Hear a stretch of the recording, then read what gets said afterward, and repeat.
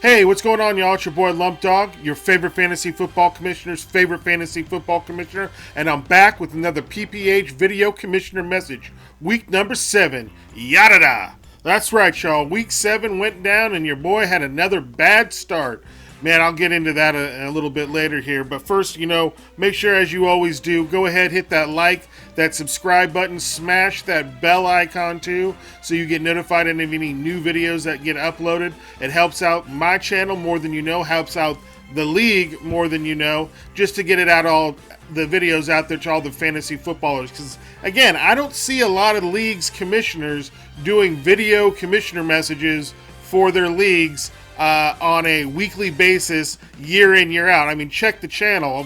I go back many years, many years, many moons, as we say out here in Northern California, many moons. So, yeah, check it out. Again, go ahead, hit that like and subscribe button, and smash that bell notification. Can't tell you enough. All right. Let's go ahead. Let's get into this week's standings here. I'll bring those up. You can see everyone that's won and lost for the week. I guess the first thing we need to do is we need to address the elephant in the room here, and I'm not talking about me, the commish, but we have some very shady trades going down in the PPH right now, and I think there just needs to be a stop to it, and I also think that the league, unfortunately, my league members don't empower the commissioner to deny any trades. They allow me to have to approve them. It goes to for my approval, and I'm supposed to stop things that are clear collusion, and then we have things that are in clear collusion, and people are calling me up freaking out talking about they're going to quit if their trade doesn't get put through. I mean, come on, bro. Really? This is how we're going to run the league now? We're just going to, collude and make trades in two parts so you don't have to make hard choices on your lineups and your roster and have to drop a guy so that the guy that you're trading for can be on your roster, or drop the guy you're trading for. I don't get it. I don't understand why it needed to be a two-part deal. But, they all have their... on their side of things, they say, well, look at this, the trade value chart. Oh, hold on. Let me back it up here. So, to all the viral viewers out there that are not in the PPH, so there was a trade that went down. So let me preface it with the trade I made a few weeks ago to our current champ, Lil Pauly, JM Boogaloo Boys. So he lost Dak Prescott to the ankle. I picked up Andy Dalton, and then I shot it to him for Chris Godwin. I was looking at his roster. I go, man, Godwin's been on his IR for 3 or 4 weeks now, and really hasn't done much produced in any major way. I think he had one game with 12 points, but other than that, he's been injured or he had single digits. So maybe he's sick of him. So I shot him Andy Dalton for Godwin, and he accepted. And he explained why he accepted. He was in an emotional state. I guess he was recovering from COVID. Maybe he was under a fever or some of them steroids. I don't know. Regeneron? I don't know what could be the problem what he was on, but he accepted it. So that's a trade rape, right? So that's a trade rape. You trade rated someone. You offer them pretty much nothing, and you got a lot in return, and you just went out fishing, threw your pole in the water, and just checked out to see what you could catch, and you caught a big fish, right? So that's what that is. Now, there's a difference now on the trade that happened this week or last week between Return to Greatness and the 289ers. So Return to Greatness traded away Justin Herbert for Myles Gaskin, straight across. It was a straight across trade. And people are, well, that's really funny. That's really weird. That doesn't seem, he seems like you could get more than just Myles Gaskin. And of course, it's 15 minutes before lineups lock, so whatever. That's how Return to Greatness does all his moves. It's always right at the last minute, right at the deadline, because he's on the phone just machine gumming his way through a trade. Anyway, so that went through. And then now this week, all of a sudden, we're trading kickers Randy Bullock for Joe Burrow from Return to Greatness back to the Tardo. So what the trade should have been in the very beginning was Herbert and Randy Bullock for Myles Gaskin and Joe Burrow, right? So that should have been the trade. But for whatever reason, they have. Duke didn't have enough roster space or people on his roster that he wanted to drop in order to make that trade happen that week. So what did they do? They went ahead and they colluded and they talked about it and they worked out a deal where they would do it in a 2-part trade. So 2 different trades, not one trade, and this is the second part, because there is no second that. It's 2 trades. It's 1 trade for Herbert for Gaskin, a second trade for Bullock for Burrow. And you could say it was part of the same deal, whatever. It's 2 trades. You're paying $10, aren't you? It's $5 per trade. So there you go. That's 2 trades. So it's not a 2-part deal of 1. So they go ahead, they do that deal, then they obviously colluded. There's text message between them talking about we got to fudge the numbers. There's nothing that they can do about it. They'll have to live with it. I'll take the heat on it. But the trade value chart, man, seriously, I am so sick of the trade value chart. The trade that gets made for a kicker for a quarterback has nothing to do with the trade value chart. Seriously. No. What I'm worried about is collusion between you two. That's what it's about. The collusion between you two. That's all that it's about. It's nothing about the value of the guys. It's the colluding so Duke didn't have to drop a guy. That's what it's about. He didn't want to have to drop a guy, so you guys worked out this scheme to hold on to the players till the next week to make it happen, and now it's a kicker for a quarterback. And PPH doesn't empower the commish to deny trades. I can't believe this. It's beyond my comprehension how everything that we have to have is up for a vote. I mean, seriously, it says in the rules that if it's not written down, it's up to me to decide. And when I try to decide, everyone throws a fucking shit fit over it rather than just accepting the fucking ruling. So it is what it is. And now we got people tripping out. Foster and Jimmy are working out a 3-part trade. I hope you guys are happy now. This is what we've come to now, where we have 3-part trades. And the first part of that trade was today with Dalvin Cook for J.D. McKissick, who McKissick's on a bye. So we're trading number 1 draft picks for bye week guys. That's ridiculous. I can't believe you guys, this is the kind of league that you guys want to have. It's unthinkable to me. I cannot continue to pay $500 entry fees if this is the kind of way you guys want to play fantasy football. Trade rapes are all good because you're not colluding. There wasn't no text message between me and Paulie going, hey, I'll give you this guy if you give me that guy, because the next week we'll just pull off this other trade because I don't really want to drop anyone off my roster for this trade this week, but next week we can just make it happen because I know you want Herbert this week and don't want to run with Joe Burrow. I understand that might not have changed the outcome of the game. Tardo would have still won his game, but still, on Sunday, you didn't fucking know that. You didn't know Burrow was going to have just as good as a game as Herbert. All you knew is Herbert was playing Jacksonville. He had the best chance for a bigger game, and he wanted to have that guy in his roster. So you guys fucking did this colluding bullshit and made this trade happen. That's exactly what happened. And now it's opened the floodgate. It's opened up a Pandora's box of PPH trades where we got 3-part trades, people looking for 4-part trades, which one helps them for this week, and then the following week you'll just hook them up with another guy. It's absolute complete crap. There's no way that this should be allowed, and no legitimate league should allow that. It's just absolutely ridiculous that you guys are cool with it. So whatever, like I said, if it has to be, it'll have to be my last year because I can't continue to play in a league like that. We make a rule to stop this, and it has to for next year. So I'll let it ride out this year.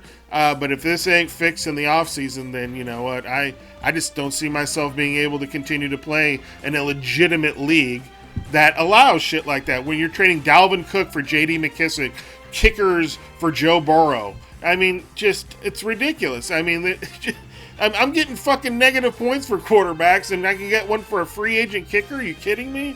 Give me a break. That ain't happening. It only happens because it's a 2-part deal that you guys colluded on. That's all it was. No. What I'm worried about is collusion between you two. That's all it was. All right. Anyway. So, as I always like to say, that was really a productive segment. Thanks, Joe. That was a productive segment. So hopefully we can come to a decision on that in the off season.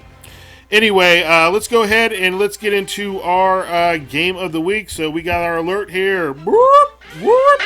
Yep, we got it. It's coming up here. We got it coming up. We got our game of the week.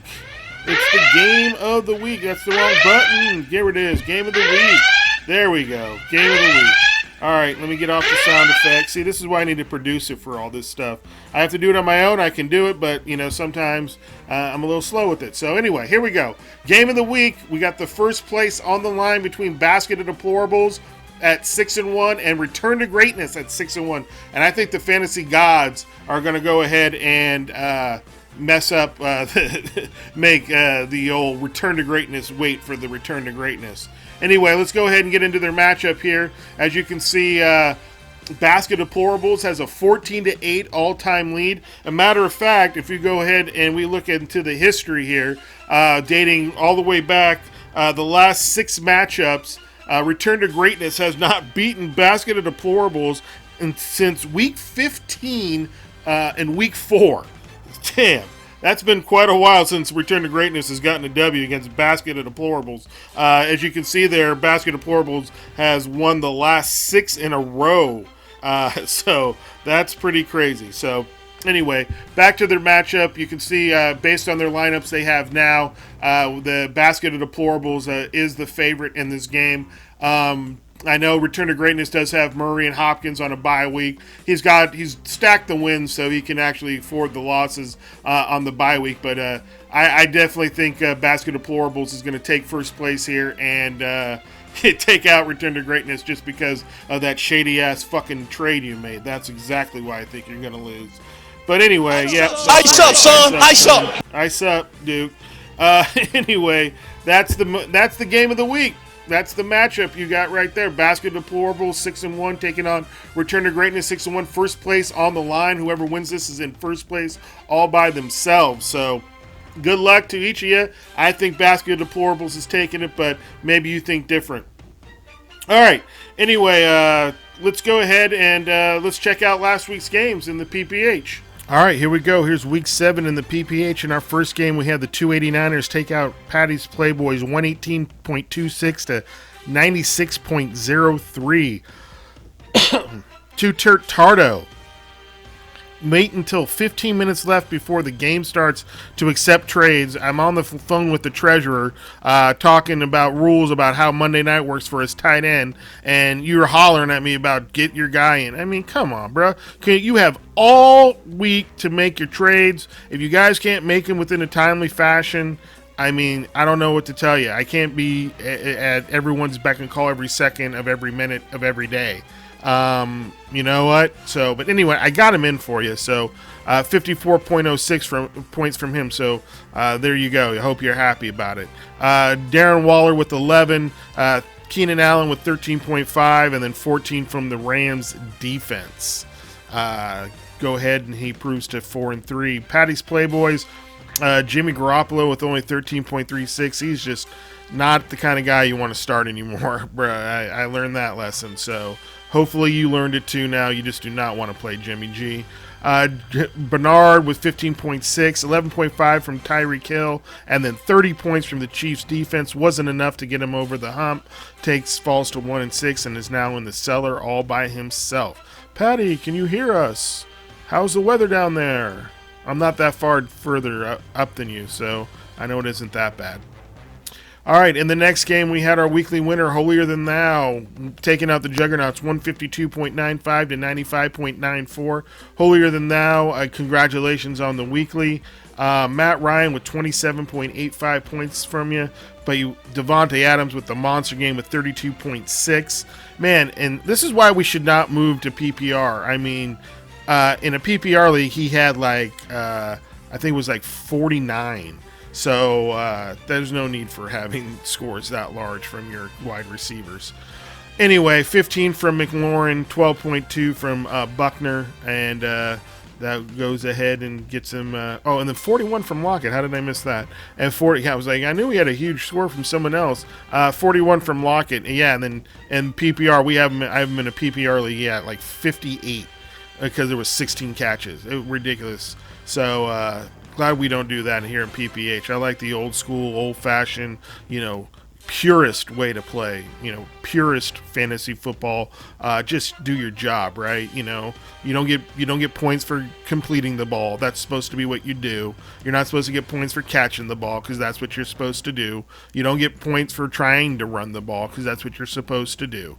So I like that we do that. Juggernauts fallen to 3-4. With that loss. Tom Brady, big game with 55.04. Got 55 from Brady, so if with only scoring 95, the rest of the team just did not, this rest squad did not show up, and as you can see, they didn't, other than Prater was 16, but other than that, man, all single digits. No one really over 6 points, so that's kind of rough. Juggernauts falls to 3-4, Holier Than Thou improves to 3-4. In the next game, we had the rookie fall to basket of deplorables, 129.59 to 121.11. Basket deplorables. Deshaun Watson with 36.69 points, 17.4 from Jamal Williams. Kareem Hunt with 16.2. Look at that. One of the two best running back cores are both backups right now. So, good shit, Tommy. Way to draft and make a pickup there. Will Fuller. Thomas, the tight end, with 12, 17.1 from Gonzalez and 13 from the Chargers D. Rookie made it close there with Russell Wilson on Sunday night with 43.63 points. Man, he's just hard team to beat when you're getting almost 50 points out of one guy. 20.2 from Gurley, and he scored a touchdown without even trying to score a touchdown. That's how lucky you are, rookie. Getting touchdowns when you ain't even trying to get a touchdown, man. I can't get a touchdown, and my guys are trying to get touchdowns. And you get touchdowns with a guy ain't even trying? Come on, bruh. That's some bullshit. That's what makes me hate fantasy football sometimes. But the fantasy gods are punishing me, and I'll take my punishment. So, thank you. Anyway, Rob Gronkowski with 12.2, and then 18 from the Bills defense. Took your second loss in a row, rookie. Getting off your game there. You've been a little quiet on the text thread, too. And Basket Deplorables proven to 6-1 and playing for first place this week in the game of the week. All right, in the next game, we had the Brewdogs take out the Haters, 128.8 to 88.93. Man, the Haters have been having some low scores the last few weeks. Only 40, well, I should say only 40. Gets 43 points from Aaron Rodgers and only scores 88. That's bad, bruh. That's pretty bad. 11.4 from David Johnson. Losing Beckham there was 0. Lost Diggs for a while. He was out of the game, but he returned. And then 14 from the Bears defense. Brewdogs, man, proves to 3-4, gets himself out of the gutter there, off the floor mat. Drew Brees, 34.6. Gibson with 19.8, 23.3 from A.J. Brown, 12.4 from Galladay, 11.9 from Hawkinson, 12.5 from Myers. Look at all them double-digit scores that Darren got. Yeah, boy. What's up? Proving to 3-4. I see you working. All right, and then Haters falling to 3-4. I love it. All right, there we go. Next game we had Mollywops take out Dirty High T, 129.6 to 68.1. 3, 2, 1. Bagok. 68.1 points. Come on, bro. My quarterback scoring negative points and I'm scoring over 68 points. What's going on? For real? How you getting? Look at Claypool coming back down to earth with 0. Jeff Goff with only 26.9 points. I mean, I would have taken that, though, man. I can't complain about that. And then really nothing else going on the squad other than the football team getting them 17. But look at that. 3, 2, 1. Claypool, the hotness, cooling off big time. The big fat goose egg. Anyway, Mollywops proves to 5-2 with 129.6. Mahomes with only 19.52. Must be nice when you're getting 130 and your Mahomes is only getting you 20 of that. 11.1 from Connor, 15.2 from Boston Scott, 18.818. That's crazy. Look at that. For Tyler Boyd, 20 points from Tyler Johnson. Actually, he gets the 20-point bonus, as you can see back down here. We have the happy 20th anniversary bonus because Desante Johnson got 20, and we have the rule this year, you get the 20-point bonus when you hit 20 on the spot. So really only got 109, but whatever. Congratulations and happy 20th. And improving to 5-2, Dirty High Tea falling to 2-5. In the next game, we had the return to greatness take out Just My Luck. 146.84 to 78.95. Kyle Murray, 52.04. Derrick Henry, 13.5. Robinson, look at that huge game, 28.7 points. 14.3 from Hopkins, 10.7 from Bullock. Just My Luck, big game from nobody really, but Josh Allen with 23.85. 14.9 from Ridley, and that was really about it. The big 0 from Fells, that hurt big time. And yeah, so Just My Luck falling down with me to 2-5, and then Return to Greatness improving to 6-1, playing for first place. And in the last game of the week, we had the JM Bugaloo boys take out Mr. Sweet Spot, your boy, 98.5 to 91.32. David Carr with 30.1. Alvin Kamara with a pedestrian 14.8. I was actually happy to see that. 10.8 from DeAndre Swift. 12.2 from Cole Beasley, and then 14 from the Browns. Gets it done, improves to 4-3. Everyone on my team, pretty much, I got the points I needed. It's just my quarterback, and down here you can see I sat Wentz. He played on Thursday night. I thought Cam would be good for 20 points, but nope. So negative 0.48 points from Cam, that killed me, but 12.3 from Clyde Edwards-Helaire, 14.8 from Godwin, lost him now to a broken finger. So much adversity on my squad. 22.3 from David Moore, 15.7 from Christian Kirk. He's been a nice surprise the last few weeks for me. And then 11.4 from Will Lutz. Again, just 91 points, just wasn't going to get it done. So fall to 2-5 and fighting for my playoff life. And then this is where I go, playoffs? Yeah, no, we ain't talking about playoffs. All right, y'all, there was week 7 in PPH. Woo, well, there you go. There was week 7 in the PPH, man. Another bad decision at me at quarterback. I mean, I thought Cam was good for 8, but it is what it is. Fantasy God's punishing me for not going to my draft. Again, I'll take it. I made a trade this week. Miles Sanders and for Miles Sanders, I should say, because I'm going with the Wentz train now. Miles Sanders and Tyler Boyd, and I got Boston Scott, which is just the backup. But for Chark, Zach Moss, and Jonathan Taylor. So we'll see how that works out. Hopefully that changes my fortunes. I can at least say that Wentz's floor is a lot higher than Cam's after a negative 0.49, right? So anyway. All right, well, there you go. There was week 7 in PPH. Good luck to everybody in week 8, and I'll check you all next week. Peace.